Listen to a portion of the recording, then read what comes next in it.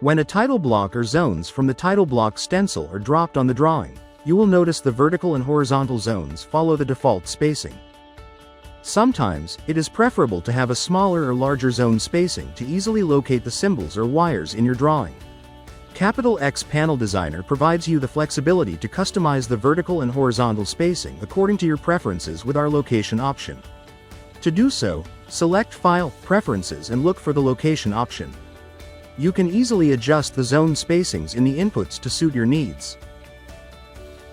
Once you are done, redrop your title block from the stencil to view the latest modifications. To configure how Capital X Panel Designer displays location information, use these options.